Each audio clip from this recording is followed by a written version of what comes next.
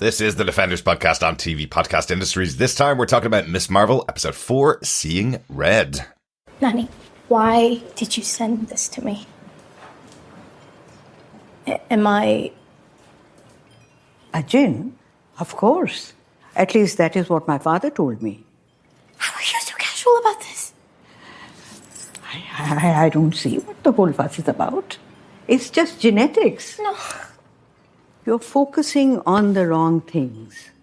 It is not about how I see the vision or if you are a jinn.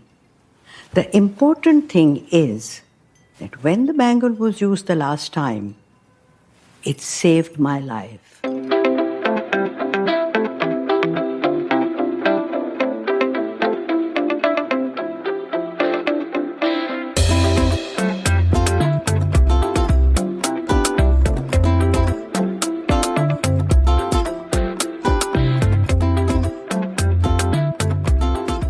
Welcome back, fellow Defenders, to TV Podcast Industries. We are talking about Miss Marvel, episode 4, Seeing Red. I'm one of your hosts, Derek. Hello there, fellow Defenders. I am one of your other hosts, John.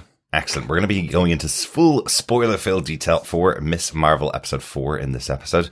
But I do have one question before we go into our spoiler-filled chat. In that kind of clip that I took from the episode and the conversation between Kamala and her nanny, yeah? Was Nanny making a pun about the fact that gin is all to do with genetics? Is she saying it's all genetics or not? I just thought she was a very enlightened lady. She was. She was awesome. Yeah. I love And love Nanny. in fact, that statement is true whether she was giving a pun or not, It is. because the pun would be excellent. I love the pun, though. I wish it was right. Unfortunately, I don't think it's in the subtitles written that way, but maybe the subtitle person got that wrong. He's not giving credit for the humour of Nanny. Excellent stuff. Chris, unfortunately, isn't with us for this episode, but the two of us are here to break down all of Miss Marvel episode 4 in full spoiler-filled detail. So go out and watch it. Make sure you watch the episode. A really good one this week as well. Lots of really interesting stuff. Yep, there certainly is a lot of interesting stuff. I guess as well, it kicks us off into, dare I say it, almost a flashback type of moment as well, right at the end. So, yeah, good stuff. Yeah, we'll definitely talk about all of that. If you haven't subscribed to the podcast yet, you can subscribe to us. Just look for TV Podcast Industries wherever you subscribe to podcasts, or pop on over to our website at tvpodcastindustries.com, where I have loads of links up there for you to subscribe in any podcast catcher. We also want to hear your thoughts. You can email us to feedback@tvpodcastindustries.com with any thoughts on any of the shows that we're covering. We are covering this show, Miss Marvel. We're covering The Boys every week as well, a very different show than Miss Marvel. And we will be covering Umbrella Academy coming up next month, just once we close out one of these two shows that we're covering at the moment. I want to make sure that we give the time that Umbrella Academy Season 3 deserves, right? Yes, because spoilers, I'm loving it. It's really good, isn't Really it? good. Yeah, really enjoying it. Good stuff. Will we get into this discussion about Miss Marvel, John? Definitely. Derek, what are some of the who, what, were, when, how details? The people behind the show. Yes, the executive producers for this series are Kevin Feige, Louis D'Esposito, Victoria Alonso, Bisha K. Ali, and Alar Ben Falah, the directors. Excellent stuff. Head writer for the show is Bisha K. Ali. We've mentioned her a few times so far. This episode was directed by Sharmeen Obaid Chinoy. Now, Sharmeen is a director also from Karachi in Pakistan, where this episode is based, which I thought was really interesting. And she directs the next episode of Miss Marvel. Something else really interesting from her past as well, John. She's won 2 Oscars for documentaries. Wow. So she did a documentary in 2012 called Saving Face, and a documentary, I think it was 2016, A Girl in the River, The Price of Forgiveness, and won Oscars for both of those. So for directing them? For directing both of those.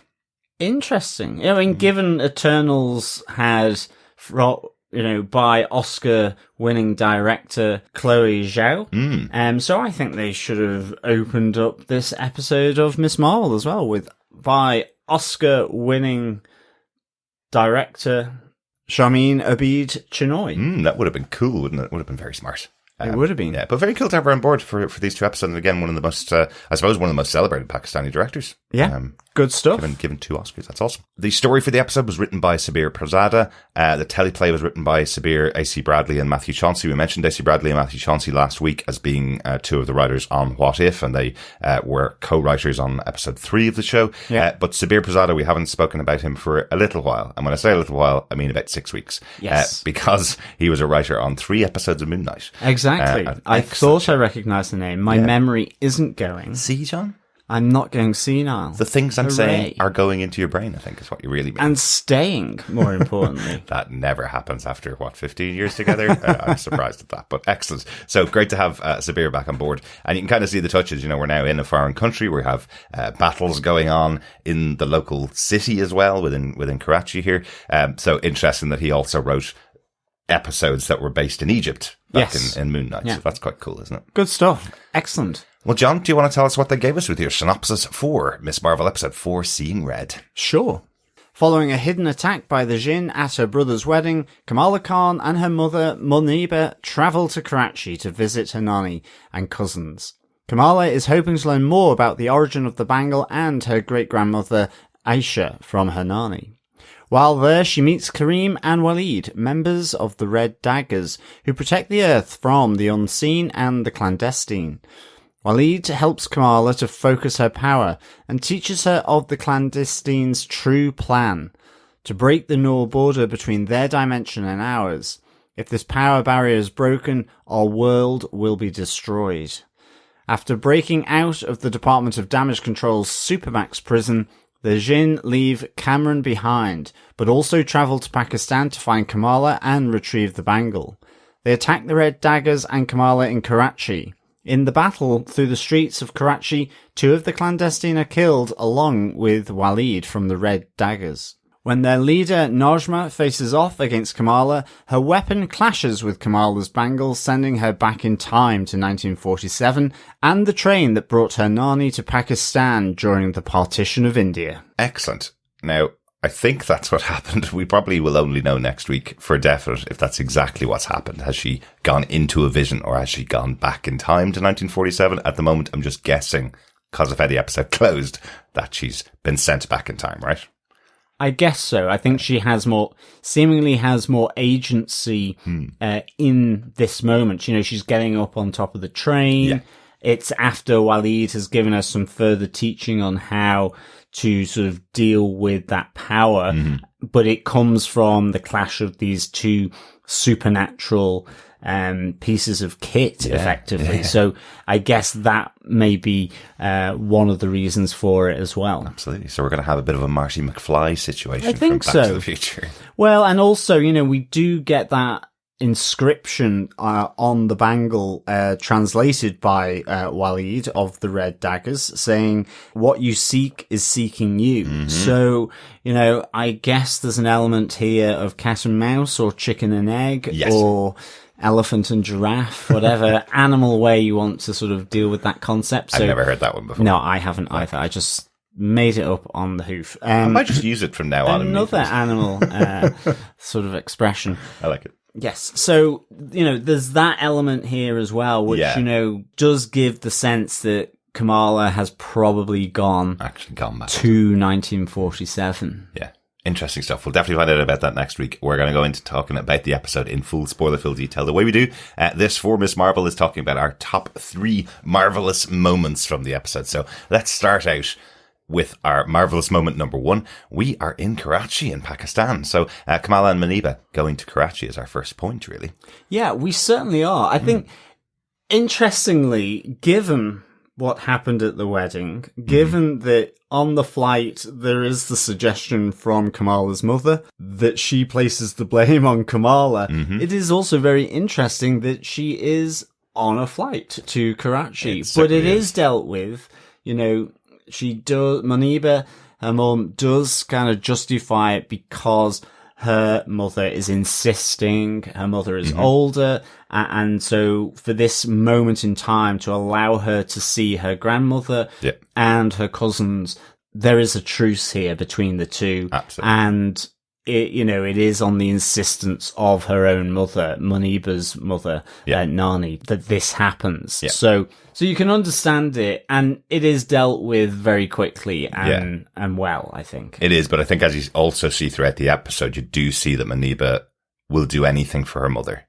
as well. Yes. So that kind of does come across, but I do like the irony of the fact that they specifically call out that Kamala has been grounded and it's on a flight, which is the exact opposite of being grounded as being in the air flying. So I thought I like that little touch of a joke there. And I do like the fact that Muniba will do anything for her mother, includes going on a cleaning rampage for hours. Yes. So like her mother is actually having to escape the rampaging daughter and her cleaning spree. Yeah. So I really like that. Because let's talk about that a bit, because that's kind of the central part of them being Karachi is meeting up with Kamala's grandmother. It feels like it's been a while since Kamala's been there. She certainly has been to Karachi before. She mentioned the dog has grown. Now the dog looks quite old. The dog looks, I would estimate about 12 or 13. Like it looks like an older dog, and she's calling him Puppy. So it seems like it's probably been 4 or 5 years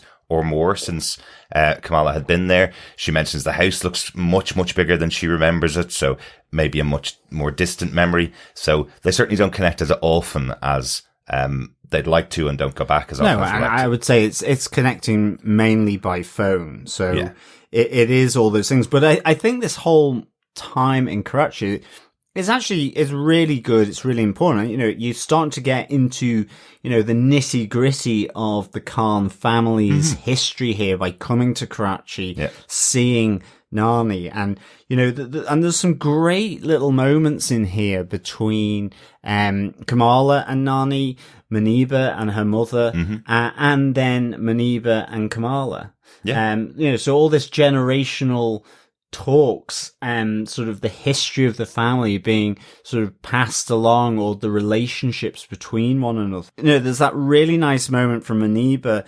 as she is continuing her cleaning rampage, and, she's saying, well, all these toffee boxes are over the place. Yeah. And her mum just says, well, they're the ones you liked. I got them for you.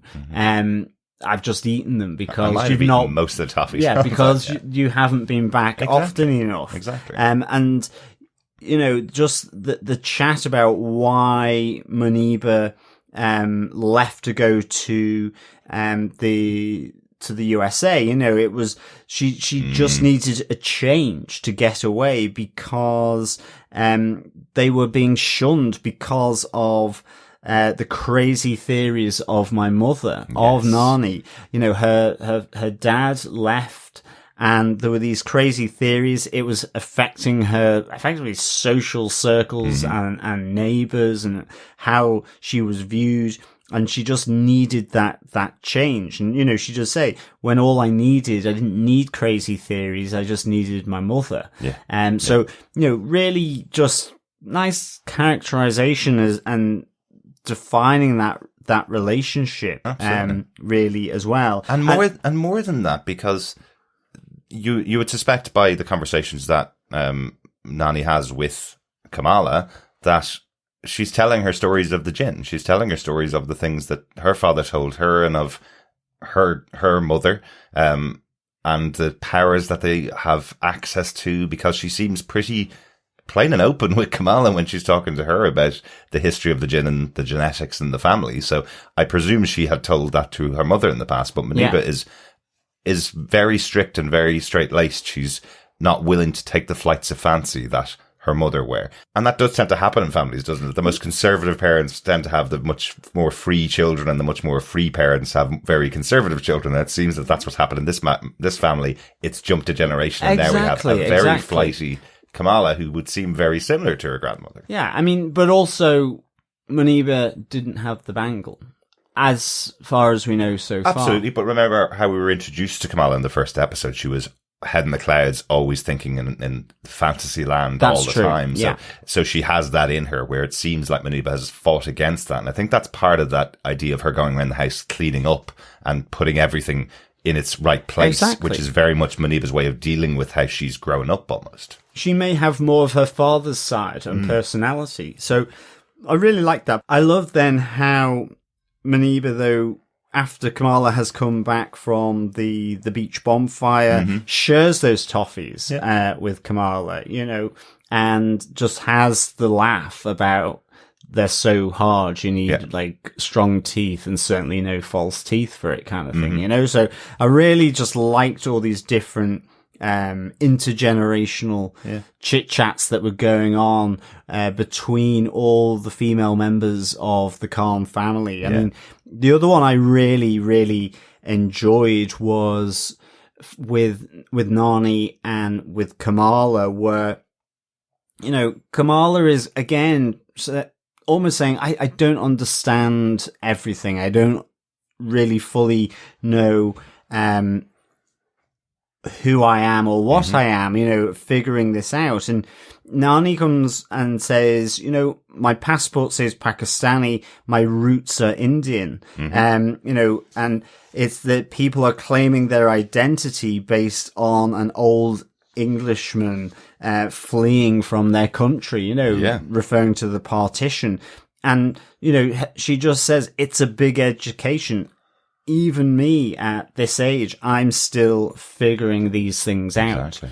It never ends. You don't suddenly have or know everything about yourself. Exactly. You don't have all the answers. Exactly. So, I really enjoyed that conversation because it's just so kind of, it feels to me just so real, and here, I guess living in Ireland, there is that idea of what is identity. Again, it's probably down to the Brits as to why that is, that issue of identity is so complex here in Ireland. Absolutely. We still have a border at the north of our country. Yeah, but as well with the Belfast Agreement in Ireland, it's that people in Northern Ireland could have the British passport or the Irish passport because of the European connection with the European Union. I digress, but the point is, that really kind of hit home to me, that element, that same idea of identity, and people are more open or more stringent about what that may mean. And yet we have a, old lady kind of giving it as reality. Absolutely. Yes, my passport says one thing, but I was born and brought up in now another country when they used to be one. So it's kind of, I think, really interesting conversations throughout this. It's fascinating, isn't it? I remember a documentary we watched many years ago where there was a quote in the documentary saying the creation of Europe was decided in rooms by men and maps, effectively. And the setup of so many countries have been ruined and destroyed by people in rooms with maps. Absolutely. Drawing lines across them for whatever made sense to them. Africa is the prime example. It was effectively split up in Europe. Yeah.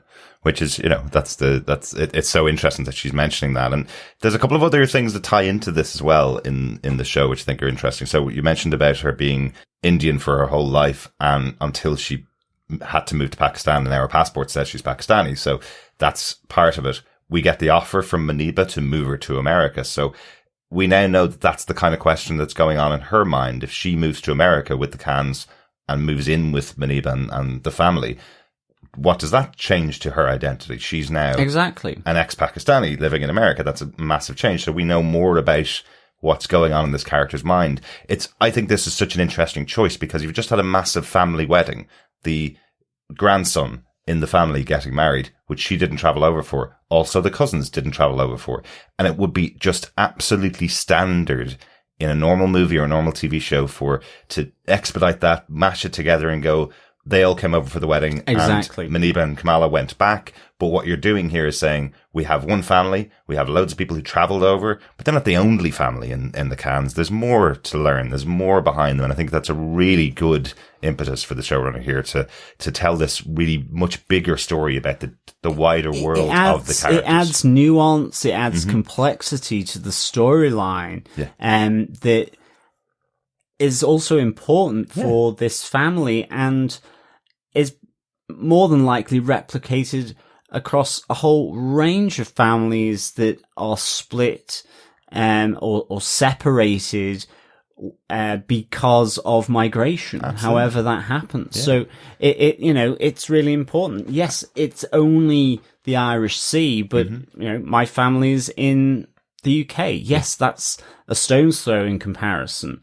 But your family's similar. You have brothers in America and family in Australia. Yeah. So it is all that kind of sort of nuance, complexity and reality that most families find themselves in, that people move to different places that can be within a small country like Ireland, a big country like the US or Canada, going from east to west coast, or to a different country entirely. Exactly. So, it just is the complexity of what happens, otherwise you get the head of the valleys syndrome, where everyone looks the same, with blonde-haired blue eyes, or, the Midwich Cuckoo kind of element to it. So, yes, we've just watched all episodes of Midwich Cookies as well, so that's possibly Village of the Damned, head of the valleys. That's probably why that's in your head.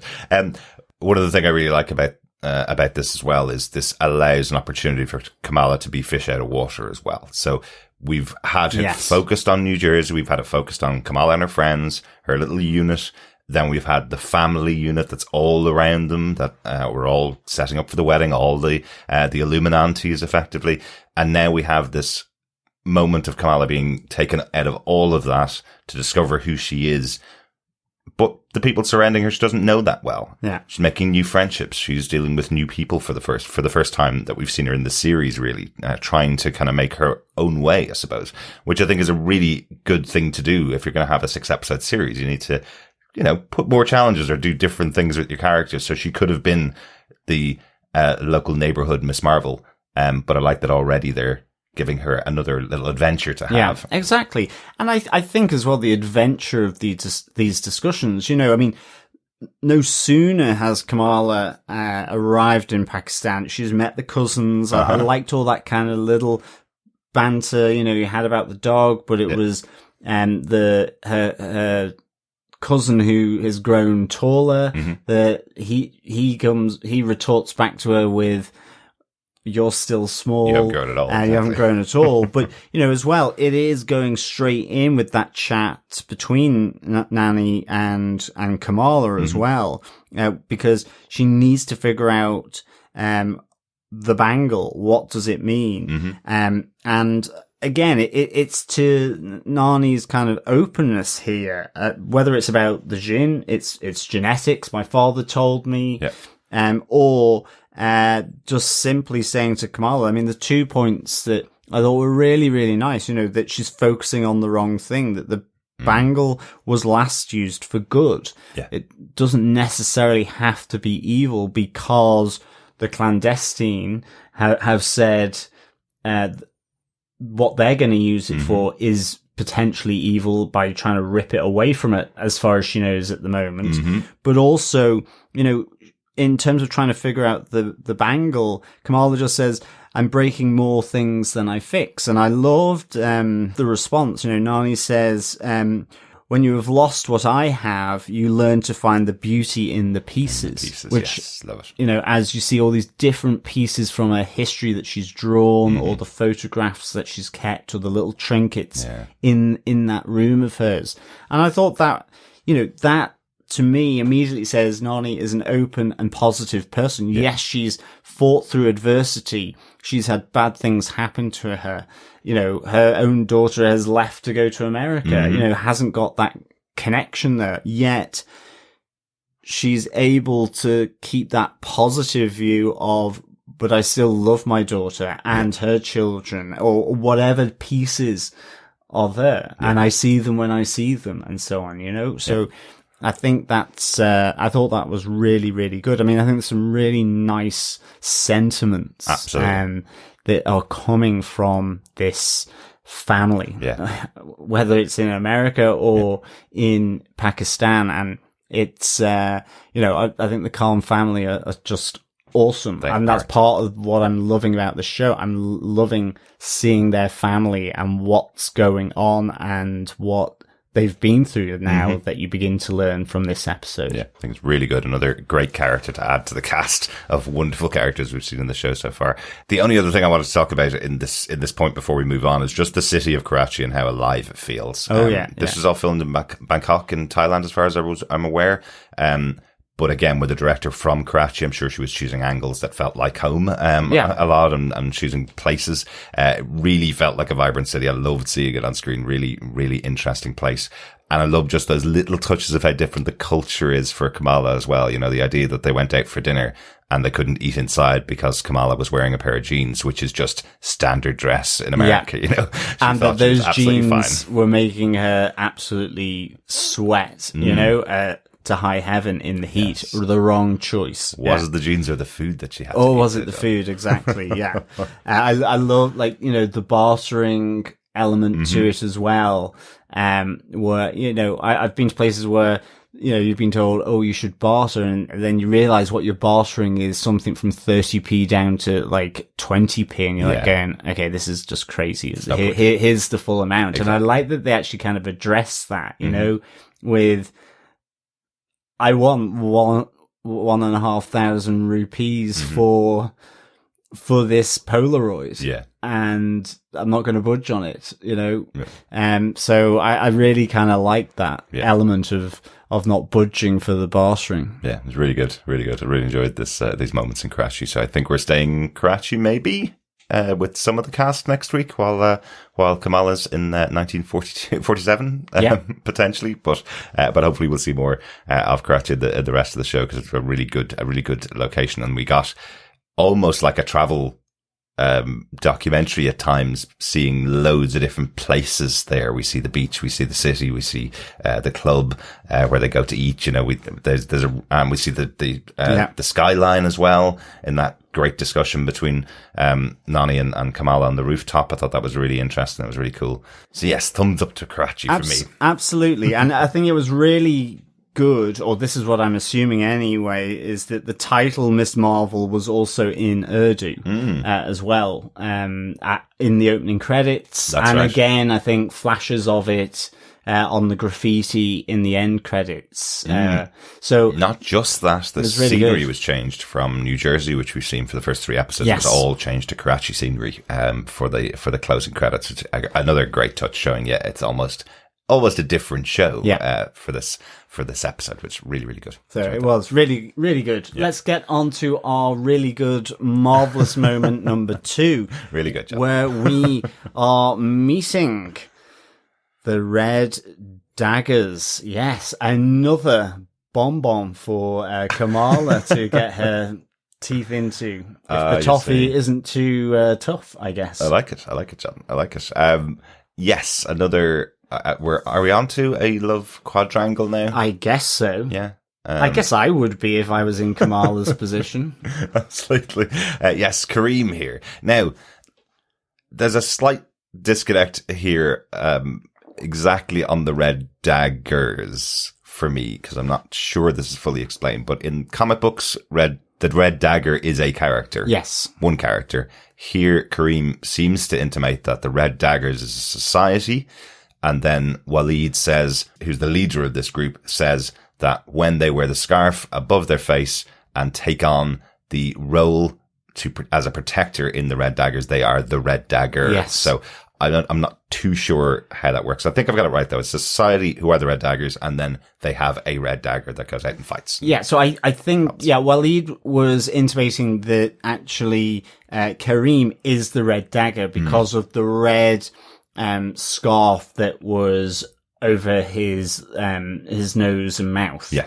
And he is the first one that we see with the red handled knives that he is throwing at our hero straight away, Kamala, which was really, I thought was really good. Just like the surprise, you know, because she leaves her cousins to go to the train station because they're just like, what? Okay, we're going to go and have coffee with our friends.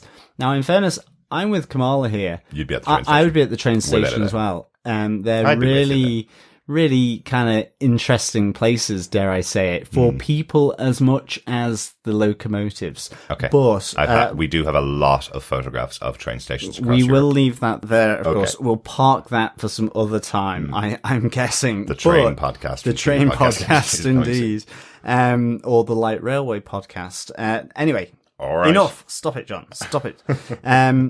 So I kind of assumed that Waleed was saying that Karim was the Red Dagger, right. But at the same time, it was also in an organization that was known as the Red Daggers. So I'm guessing Waleed used to be the Red Dagger as well. So it's kind of the passing down of that mantle a bit. Yeah. I know what you mean. It's not 100% clear on that, but it seemed to be both the organization and grouping that did the work of the Red Dagger, and then there is the Red Dagger out in public, ultimately. It's just the tech they have seems quite advanced for just two of them. That's all I was thinking, is like, why would you need to have this amazing looking tech that they have? And we'll talk about that in a second, but why would you need to have that for just the two of them to talk over to have their conversation? I think they're both high tech and low tech. Okay. Because daggers, in fairness, are relatively low tech. Yeah, certainly. Here, in that sense. But let's talk about that initial fight between Karim and Kamala, because I thought that was such a cool introduction. It really was. Firstly, we have another Ant-Man reference in the show. This is where Kamala's looking at the wall, and there's the whole kind of story of Ant-Man, effectively talking about inspiring people. So once again, Ant-Man playing a part in here. I'm now convinced we're going to get Paul Rudd at some point in the post-credit scene. Paul Rudd and Brie Larson in that final post-credit scene coming in to meet Kamala would be very cool. But they have this battle where Kamala is using her powers really well. This idea of stepping up into the air, using her light powers, and then fighting back against him. She throws the hard light fist at Kareem to try and knock him off balance as well. There's some cool moments in this where she's blocking herself from falling as well when he's smashing it with the daggers. Yeah, his use of the knives to smash the crystal structure. Yeah. I loved how he kind of horse vaulted over the hand that she sends at him, and then runs along it towards her. Cool. I love the fact that he's using real daggers. You know, like I think you do get the sense he is after her, but then he's sensed the gnaw, so he can also do that as well. Very interesting. But it seems like there's during the fight, there's almost a nice bit of snidey banter going on between them that also carries on over. You know, you have Kareem, or the Red Dagger, giving out about what she's wearing and the eye masks, and Kamala saying no one likes the outfit. Where are you from? New Jersey. And she goes, what makes you think that? Maybe I'm Canadian. And so all these little jokes, but he knows about the bangle and Aisha. Absolutely, and quickly, of course, the reason why he knows she's from New Jersey is because it's written on her chest. Exactly. Yes. And my favourite one, because it's such a great line, is when they're spotted by the station security, and he says, "Come with me if you want to live." Of course. Very dramatic, very Terminator, but then says, "I've always wanted to say that," and takes her to then the Red Dagger's hideout. Yes. And again, the final one is that a Pakistani boy band, says Kamala. So the fight just had this really nice infusion of snidey banter, the fight choreography, and sort of how the Red Dagger here, Kareem, is using the crystal structures that Kamala is sending out. I just thought it just was really nicely done, and a great introduction to the Red Dagger, or Kareem, and potentially, a number 2 bonbon in the picture. Number 3, John. Well, number 3. Don't you count out Bruno. That's true. Yes. Oh my goodness. Yeah. Absolutely. So we are talking love quadrangle at the moment as well. Yes. We weren't before. We just said triangle. So yes, don't forget Bruno like we did. I never forget Bruno, John. I never forget Bruno. No. Although by the time she gets back, will he have gone to He to may have Caltech? done, yes, indeed. That would be an awful way to end the story with Bruno, wouldn't it? It really will be. Would be terrible. Hopefully they don't. We want to see Bruno again. Love Bruno. But anyway, this is about Kareem. Loving the introduction of this character. It's a true Marvel standard comics introduction when you have two allies that are both powered or have both got abilities. You always get them fight at the start, and then they become friends. It's just absolutely standard in Marvel comics. So I'm glad they were able to bring that into the episode here. I want to talk about one other thing in this in these sessions, I suppose, with Waleed and Kareem, because it feels like Waleed becomes almost a mentor to Kamala and her powers. He does give her and impart some wisdom to her on how she should use her powers. He talks about focusing it, talks about the reason why she's able to use the powers the way she is, because she's connected to Earth much more than the Jinn are. She's able to use the powers differently than they are. It's completely unique for her than it would have even been for Aisha. So I thought that was quite interesting that he's talking to her about that and teaching her. I love the passage of time here because it does feel like we've spent a few days together with them.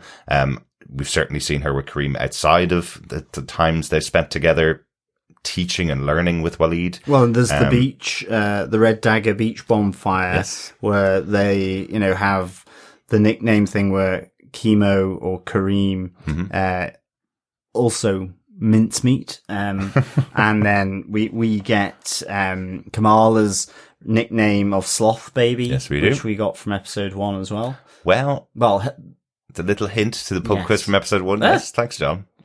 Well, only because you said it. That's true. You were not on episode 1. So, I like that. I like that we, got that kind of, again, that immersion of Kamala into, people that aren't her family while she's in Karachi. So that was really nice. And there's a really good reason for that, which I'll talk about in our final point. But I do want to talk about the other big revelation from Waleed, which is what I was talking about with the technology. Yes. Can I just say, though, first off, he is clear, Waleed, they fight the clandestine and the unseen. That's right. They do fight them. This, he is like the head of this Red Daggers.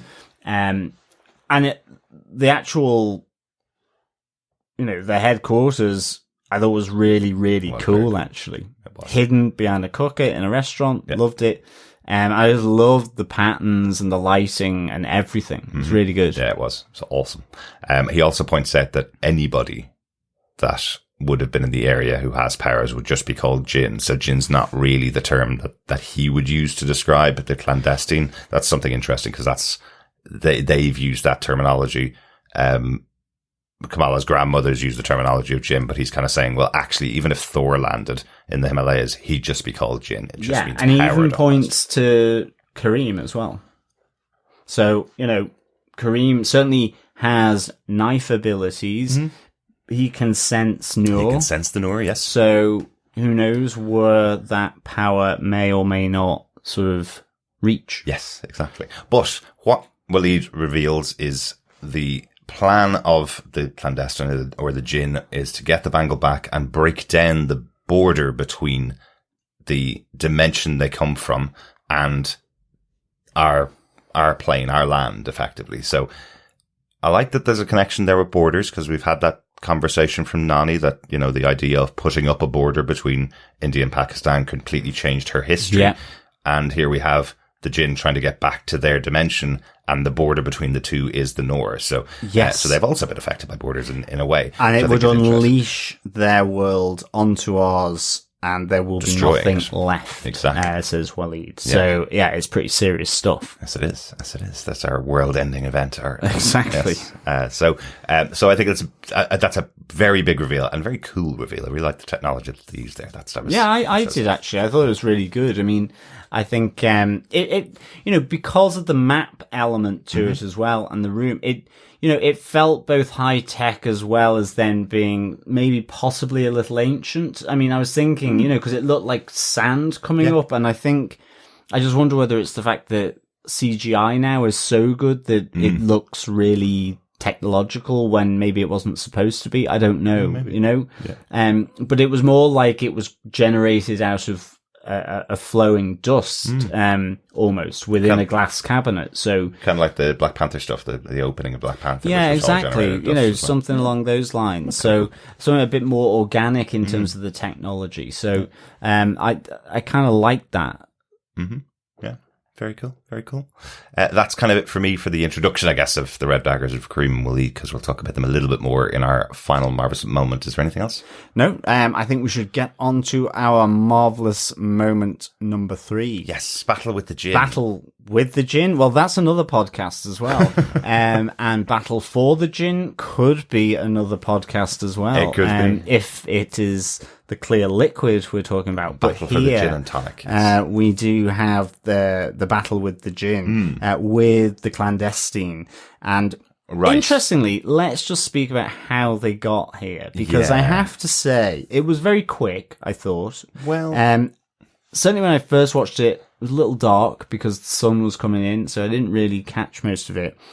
But the thing, I couldn't stop laughing, actually, and that's mainly because I love the over-exaggeration of how secure this prison must be, because I'm aware of maximum security prisons, for example, but this is a supermax prison, so for superheroes, I guess, or supervillains.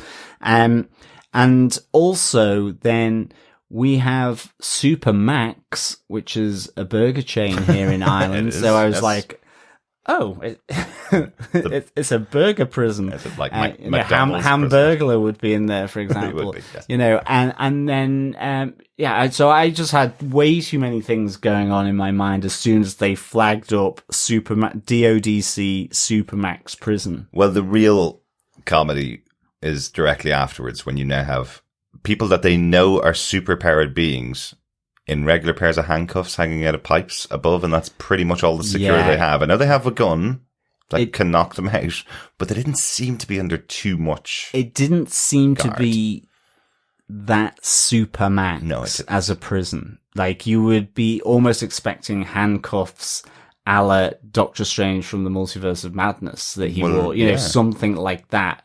And that they wouldn't be walking them down a service sort of corridor, because that's what it seemed, very dimly lit. That's what it looked and like. Not really a proper prison.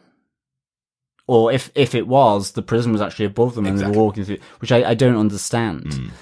So it was a little strange. Yeah. And I think that could have been told a little better. Now, there is a little nod here. Damage control in the comic books are not, I think the comic books are actually a bit more comedy. So they're not generally seen as very adept. So it might be a touch of that, but I might be giving the show a bit too much there as well. Because basically a 17-year-old kid is the one that fought his way out of there and got the rest of them freed. So if it wasn't for Cameron, they wouldn't have gotten out, effectively. That's true. So, and then they leave him behind. Well, they just dump him there. That's the important thing. You know, I think there's a few important things here with his mother, Najma. I mean, firstly, you know, she knows how dangerous the use of this bangle is, and she's never told him. Yeah. Effectively, here at the Supermax prison is she tells everyone else to leave him. He's made his choice. Oof. And I love the whimper that comes back, which is, Mummy? Yeah. You know, so really like, can't believe it.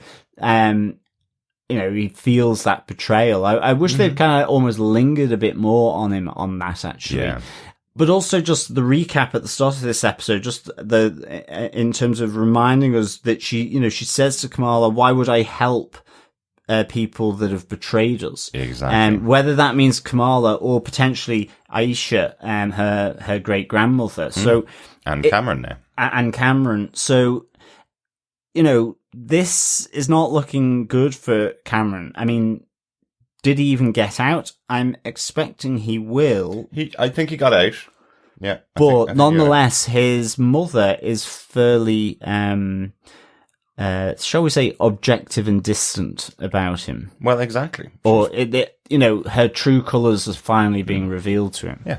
And I think the contrast here to what's just happened to Cameron has to be with Kamala's Yeah, family exactly. and how open they all are to each other and how much of a community that has become. Whereas one false move as determined by Najma means that's it, you're out, you're left behind as they fly off to another country, effectively leaving Cameron behind on his own. So I was going to say that I didn't think it was actually fast because I think they did a great explanation with that passage of time, spending time with the Red Daggers for Kamala and all the other sightseeing stuff that she's done. Yeah. Effectively, they were just being brought into the prison, it looked like, and they escaped. So that's probably the day after the wedding. Yeah.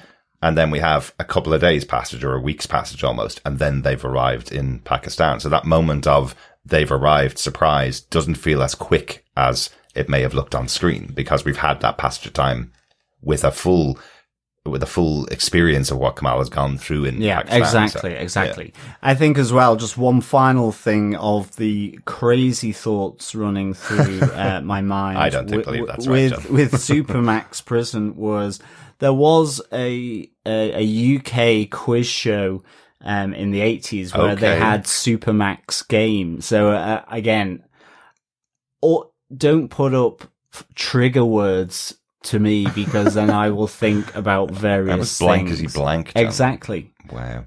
Supermax game. Yeah. So, and again, I don't think there was anything Supermax about this prison. So I think it could have just been done a little better. Yeah. But You're also in the Marvel Universe and they kind of have a few big Supermax prisons in the Marvel Universe that we've already seen in movies before. So, yeah, this is the DODC version of a Supermax prison, which is not very maximum security and definitely not super maximum security. Certainly isn't. Excellent. Anyway, let's talk about the big battle that's going on. Because that is the rest of the show, right? Yeah. From here on, right to the end is a battle throughout the streets of Karachi, and it is fantastic. Some great moments in here. Love that they incorporated a really high speed chase. Well, let's say low speed chase on the tuk-tuk and the truck. Well, exactly. The versus each other. tuk-tuk street escape was phenomenal. I loved it. Having been in one of those, I can understand Kamala, and certainly when they split it in two, where effectively Kareem is riding on a single wheel. Effectively with a unicycle. Yeah, exactly. A motorized Motorized unicycle. With Kamala on top of his shoulders. Yeah. So, or on his back. So I loved all of that. Yeah. I just thought, the tuk-tuk chase was great. Yeah. The fact that they were being chased in one of those amazingly colourful trucks with the fans on the front as well as for the decoration, but I think they're also used to the pusher through the vents at the front. Really enjoyed that, and I loved actually the whole foggy fight actually with Waleed at the Red Dagger base, where he effectively, Kareem and Kamala are pushed, and a glass door comes down, and then, very much Waleed goes round all the clandestine and just at least takes them out for long enough so that he can escape and they can get out of the building from their base that's been found out. Absolutely. Talk about taking people out, because we lose two of the jinn by the looks of things. In these scenes, two of the guys effectively are one taken out by Waleed at the start there, and then one taken out by Kareem later on in the fight. So of what do we have? Total 6 jinn, including Cameron and Aisha. There was only 4 there that came over to Karachi, and by the end of the episode, we only have 2 left. Yep, only 2 left. With Waleed being stabbed in the back by Najma as well. I just thought the reaction of Kareem to that was really good. He realizes he's still got to keep moving, yet there's his mentor or boss, effectively, dead on the street. And I just love the quick thinking of putting the pressurized canister into the boiling oil. So cool. And it sort of just distracting everyone, or hitting them. And so, really liked that. But I just thought the reaction was just really, really good. But ultimately, you get this chase through all the streets, whether it's by tuk-tuk or on foot. you know, along these colourful, buzzing, jostling streets that we'd just seen earlier with Kamala and her cousins, you know, so it's just that contrast to it. And I think, I thought it was really sort of nicely done. I did also wonder whether it was a Terminator reference in terms of how the clandestine run, in that the guy with his whippy belt, with the bald head, I can't remember the name of that djinn. I think it's either Salim or Adam. Like, he ran very quickly and with not moving his head a lot, you know, very Terminator 2 sort of chasing down, and the slight grunts coming from it, almost slightly animalistic in terms of the speed, the focus, the amazing sort of balance and lack of distraction that he had. You know, it was like predatory, focusing on, and I thought that was really good. Yeah, he also got knocked off his feet by a truck, slamming into the side of him, in a great callback to episode 1 of how terrible Kamala's driving is, where she's told to hop in the truck, drive away, and she instantly puts it in reverse and drives backwards, of course, because that's Kamala, right? Yeah, exactly. And drives into him then in nice comedy timing to save Kareem as well. Really good fun. So it was all very kind of kinetic and really good. Really enjoyed it, for sure. But in those final moments, then you have Najma, who goes for Kamala with her pointy. It's kind of like a dagger. It's mace. It's almost like a pointy mace, I guess.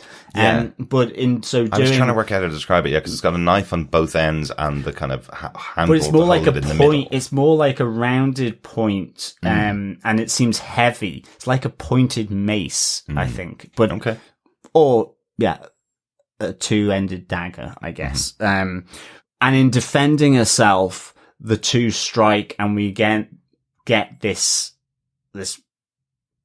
well, what I'm going to describe as Kamala effectively being portaled to 1947. Back in time. Yeah. Yes, absolutely. And now got to find her way back. What's going to happen with Kamala? She's going back to a point in history that she's learnt so much about. I love that now, again, they've added something extra to that story we heard from her father, from Yusuf, last episode, where he was describing this story about Nani being saved at the train in 1947, and it's been told so often in the family that everybody can recite their parts of it, everybody can recite it, and now we have Kamala possibly stuck in that exact time zone, probably very happy that she's heard that story so often that she could probably picture it in her mind and work out what she needs to do to get back, I guess. So, really interesting moment to leave the episode on. And this is definitely one where I was going, want the next episode? Yeah, right definitely. Definitely. Good stuff. It does beg the question, though. Are those star lights that guided her Nani back to her father, do those come from Kamala, possibly, instead of Aisha? Exactly. We know Kamala has that power of the hard light. It's very possible, for sure. And I think, in terms of the inscription on the bangle that says, "What you seek is seeking you," either that is meaning, at least for Kamala, she is seeking her great-grandmother, and so her great-grandmother is seeking her, or that she is seeking herself, effectively. She just doesn't know that yet. Interesting. Yes. As you say, all these stories relate to what she did there, not Aisha. Yeah. Maybe Aisha is like the other clandestine, ultimately. Maybe. No one's heard of her. No one's seen her.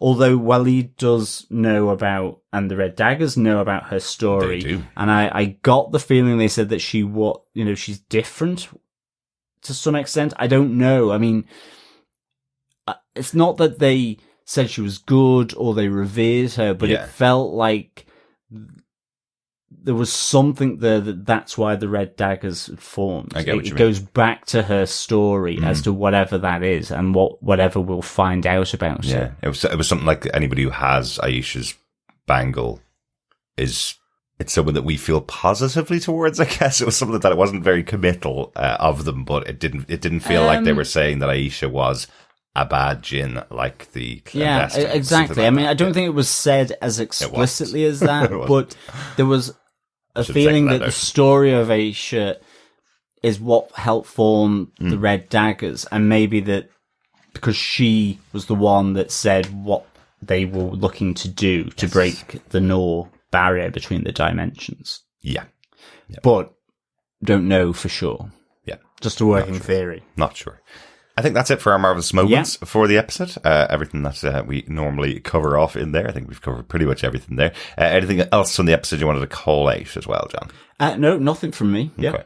Well, just one final thing I wanted to call out, which was just in that chase scene through the streets, there's a moment where Kamala sees a family on the side of the street, all on the motorbike, and then uses her powers to effectively create kind of like a ramp for them and for the truck behind them to go over the family, so they're not killed in this high speed chase. That's something that Kamala Khan did in her animated series show, effectively protecting a family from a runaway train, doing exactly the same thing, blocking them by putting a kind of ramp. Excellent stuff. I just thought it was a little nod to some of the history of Kamala. So thought it was kind of cool to see that in live action. Excellent. Overall, John, do you defend Ms. Marvel episode 4 Seeing Red?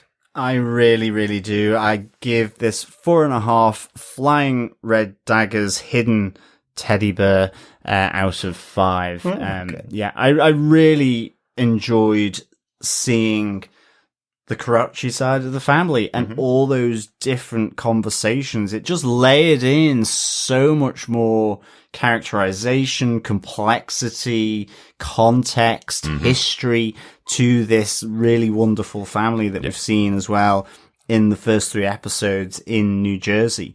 So I really, really enjoyed that. I loved the Red Daggers. Fantastic stuff. Loved their hideout. Loved Waleed and Kareem as the two. They just felt dynamic. It felt right. And Kareem's connection with Kamala, R.I.P. Waleed, because I really enjoyed sort of the time that he was on screen explaining, giving the exposition, the explanation as to why the Noor, or the clandestine are effectively trouble here. But being that mentor as well to Kamala as well. Yeah. Being the mentor, but also just, the intrigue, as I say, it's not entirely clear. Is Aisha maybe the person that sort of set the seed for founding the Red Daggers? Is Aisha Kamala's great grandmother? Is she like the other clandestine, like we're seeing here with Najma and the rest of the unseen, and the threat that they pose, the fights between Kareem and Kamala was just really nicely done for dare I say it, a young person's fight. I know. I feel John. old. Yeah. No, but I mean, there was still real danger there because he was throwing actual knives. Absolutely. And then at the same time, you get that full-blown fight when the clandestine sort of roll in and do the surprise attack on the headquarters of the Red Daggers. So I just thought this was really good. And then the intrigue of Kamala in 1947 with the train at the train station, with partition being, in progress, and what that means, the intrigue around that. Is Kamala the one that set those stars flying? Was it Aisha? Does she battle Aisha effectively in this moment? Is Aisha trapped in 1947? No one's seen or heard of her since in some way. So loads of intrigue, lots of excitement, and can't wait for the next episode. I give this 4.5 flying Red Daggers hidden teddy bears out of 5. Okay. I'm still trying to work out exactly what that means for the Defenders, but I think I know. It's a hidden teddy bear because it has another meaning and it will form part of the pub quiz. The slushy bar quiz. Yes. Derek, do you defend this episode of Miss Marvel? I do defend this episode, but you've gone through most of the episode and we've talked about it between ourselves. Nothing particularly to add here. But I will say, if you thought the fight between Kareem and Kamala was really good, Aman Vellani was interviewed this week about that fight, saying it took place in about 50 or 60 degree temperatures in Thailand. And she was wearing that outfit what doing the fight, so wearing the jeans and jacket and t-shirt. Oh, wow. And she said she sweated so much they had to change it after almost every punch of the fight. So it was a really tough fight to film, and a really tough day they had. So I'm glad it looked so good on screen. Wow. Yeah. You know, when you pay the price in sweat, it comes across, right? It was superb. Exactly. Good stuff. As you said, John, let's head on over to the slushy bar, or maybe the golf club. Let's go to the golf club for a slushy. How about that? For our slushy bar quiz. I think we'd have to sit in the car park, and it was a boat club. It was a boat club. Yes, that's so right. Right. I think, yes, we would have to sit in the car park if we ordered a slushy from either a golf club or a boat club. I think they're probably more whiskey on the rocks kind of venues, or, you know, champers or something along for those Miss lines. Marvel, she's way too young for whiskey on the rocks, John. Well, maybe. Anyway. But not the rest of her family, I don't Let's think. get on to our pub quiz question for this week. Our slushy bar quiz question for this week. John, what is question 4? Question 4. Kamala's flying teddy bear is actually what? Okay. So to repeat the question, Kamala's flying teddy bear is actually what? And when I say flying teddy bear, it was in the plane. Mm-hmm. It was also referred to that by her cousin when they come up together out of bed to go to the boat club. So it is that teddy bear. I guess it would be a stuffed toy, or in the shape of a sloth. Yes. So what actually is it? What is the function? What's its real that purpose? Kamala, without giving you the answer, is fighting for them to realize that it actually is, and that it's not a teddy bear. Excellent. That's the 4th question in our slushy bar quiz for the season. Put all the answers together. Email us into feedback@tvpodcastindustries.com with all the answers at the end of the season, and you could be in with a chance of getting your hands on some Miss Marvel goodies. Yes. Is there enough clues, Derek? I think so. Excellent. What I do love is usually we ask these questions, and then it seems like in Miss Marvel, the next episode really underlines what the actual answer is. So if you don't know it, just go back and watch the episode. You'll definitely see it. This episode of TV Podcast Industries is brought to you by our supporters over on Patreon, including Angie Arhus.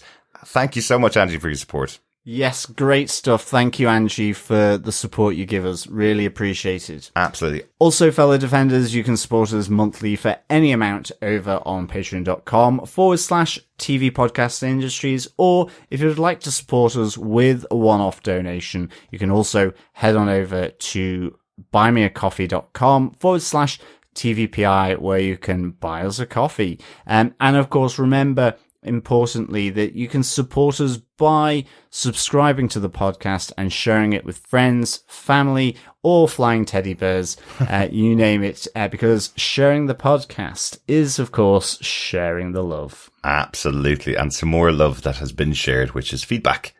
From our wonderful fellow defenders. Let's get on to some feedback. Our first email comes in from Jerry, who says, "Hey guys, this episode was the best of the season so far. The education of the culture is always enlightening.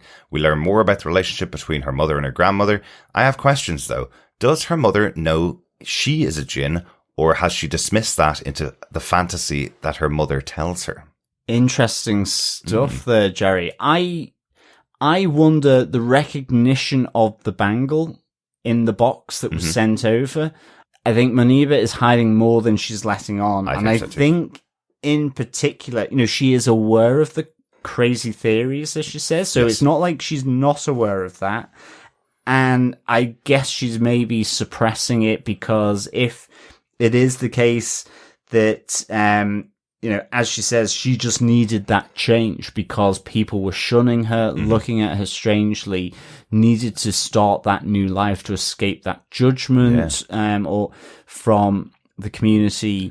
Then I'm wondering if, it's just kind of like, I don't want anything to do with this and suppressing it. Yeah, it feels like she doesn't know she's a jinn, doesn't know that she's part of that, side of the family with that coming up, but it feels like she's completely dismissed it as just theories and crazy rantings from her mom for so long now that she doesn't believe that side of things is what it feels like. But I think we might know more. I think we might Yeah. see a little more in the future of that side of it. So we'll know for definite by the end of the season. But right now, I feel like she's dismissed the whole thing as if it's a fantasy from her mother. Jerry continues, Kamala's grandmother is really wealthy. Is this something Kamala didn't realize? The Red Daggers, I wish we got a bit more information on them. There were deaths in this episode, lots of them. Yes. Specifically to reinforce the importance of the bangle. Overall, the sweetness of the earlier episodes has been replaced by red curry beef over rice. I have dread for Kamala. The partition is one of the worst events in human history that somehow does not get talked about much. Jerry in Niceville. Thanks for the thoughts overall, Jerry. Really good to hear from you about this episode of Miss Marvel. It's really interesting. I know Jerry's kind of been giving his rating as he's been going along of the show, and not being for him, the sweetness of it for the series so far. So interesting that with its one episode, it's kind of flipped and having dread for Kamala now as to what she's going to be going through. Yeah. Thanks, Jerry, for the feedback. Really, it's interesting, isn't it? I guess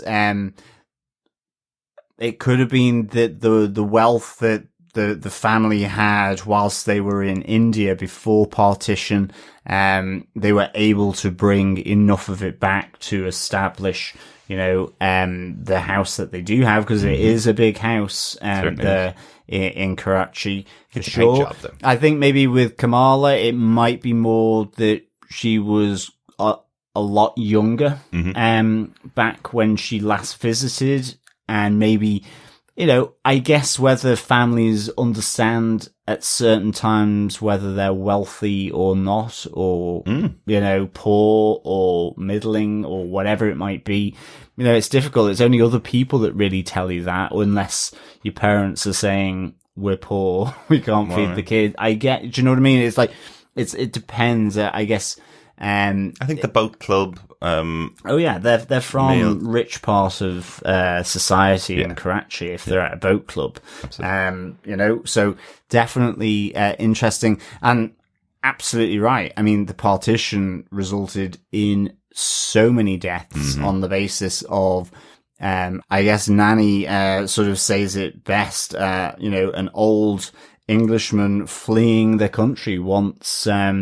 India gained its independence. So, really bad. And that's before all the other really bad things that happened whilst, the British were in India, like the famine, or just the very much divide and conquer element between the caste system, and so on. So there's huge amounts of, pretty dreadful things that happened in that country.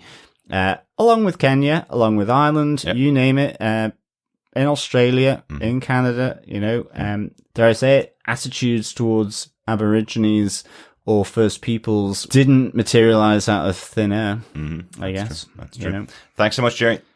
Yeah, thank you so much, Jerry. Over on Facebook at our group at facebook.com/groups/TV Podcast Industries, Dr. Bob Phillips sporting a Viking beard, I noticed there on Twitter. Yes, in the Viking capital of Northern England, Jorvik, or also known as York, says, ooh, we're set up now with a tricky love interest choice for Ms. Marvel. British hunk with evil mum, but lives in the US. Or Pakistani smooth with big revenge energy, but not so easy to pop to visit. Assuming she can create the trail of stars which completes her own bootstrap paradox and find another crack in time and space. Dr. Bob. Thank you, Dr. Bob. Indeed, dare I say it, Pakistani smooth with big revenge energy does sound like some kind of drink, maybe a latte that you could get. It's nice and smooth, but there's a bit of a kick there at the end. See, I was thinking alcoholic. Both. For a drink, and the revenge element is the wake up the following day, the hangover. Exactly. Yeah. If you've had too many. Exactly. Interesting. Dr. Bob, you forgot about Bruno. Yes. Bruno is the third one. He also lives in the US, doesn't have an evil mom, is already a part of the Khan family. Don't forget about Was Bruno. about to have the slow dance, the close encounter, when it was rudely interrupted by British hunk with evil mum, but lives in the US. So, there is Bruno. We've all forgotten about Bruno, in fairness, Dr. Bob. I think you'll find you forgot about Bruno in the love triangle at the start. I didn't. I called it I a did. quadrangle. Dr. I will Bob replay has it to you after we finish Poor recording. Bruno. That's all I can I did say. not forget about Bruno. He's my number one of the three at the moment, just because they've known each other for such a long time. But Kareem's getting up there as well. Cameron, if he didn't have the evil mom, is up there, but he's got that sad puppy dog thing now because his mom's left him behind, and he helped her out. Yeah. So they've all got their benefits. But no, didn't forget about Bruno. Thanks, Dr. Bob. Yeah, and we get the bootstrap paradox as well. Oh, Dr. Bob mentioned the bootstrap paradox. Yes, that's something about time travel when you go back in time to fulfill something that you know has already happened in the past. Yeah. Effectively, is apparently the bootstrap paradox. And hence, again, another reason why is it Kamala that sets the trail of stars for her nanny? That would be her bootstrap paradox, if I've got that terminology right. I think so. Yes. Good stuff. Thanks, Dr. Bob. Excellent. Thanks, Dr. Bob. Also over on Facebook, John Daniel says, I really enjoyed this one. The red daggers offered the background I was hoping for. Kamala does so well with her powers this episode. I loved the fight sequences as much as I loved the conversations between her mum and grandmother. My only question is, when she's fighting and about to fall but catches herself on the solid light, how is that any better than hitting the ground? It looks very, very hard. Yes, thank you, John. I think I guess at least in the train station, she wasn't falling too far. I guess if it's a much longer distance, she probably needs to do a number of them. And she did do that with the kid who was taking the selfie off the tower at the mosque. I think she was probably trying to make sure she didn't fall on Kareem with his blade pointed upwards at her. So, maybe. So it wasn't just falling on the ground. But yeah, definitely not falling from a high height onto one of those hard lights. But certainly no soft landings guaranteed with the solid light. Exactly. And kind of crystalline structure as well. So there's pointy bits to it as well. Yeah, I do like the little gag there from Kareem going, where did you learn your tricks? Was it from Donkey Kong? Platformer, effectively, a platformer video game. It's just kind of going, but that's basically exactly where she learned them from. Exactly. So. Good stuff. Thanks, John. Yeah, thank you so much, John. Good to hear from you, and good to hear from all the fellow defenders with your thoughts. We want to hear more from you for the rest of the season. 2 more episodes to go on Miss Marvel. We will be back with episode 5 next week on Miss Marvel. If you want to send in any thoughts to us, just email us to feedback@tvpodcastindustries, or as John mentioned, pop on over to our Facebook group at facebook.com/groups/TV Podcast Industries. Yes, and just as a reminder, fellow defenders, we do have a change of pace in that we are covering The Boys Season 3 as well over on our main feed. And the penultimate episode is out this week as well. It is. Which is on Friday, the 1st of July. Yes, it does. And we've seen it. And another shockingly good episode to The Boys as well, if you're into the show, let's say. Yes, and I cannot wait to begin talking about the Umbrella Academy Season 3 as well. Yes, get watching that, get sending in your feedback for that, and we will be back with you in a couple of weeks' time with our coverage of the Umbrella Academy. Thanks so much for joining us. We'll talk to you again next time. Yeah, thank you so much, fellow defenders, for joining us. Really good as always, chatting with you. All things about Miss Marvel. Remember, keep watching, keep listening, and of course, keep defending. Bye.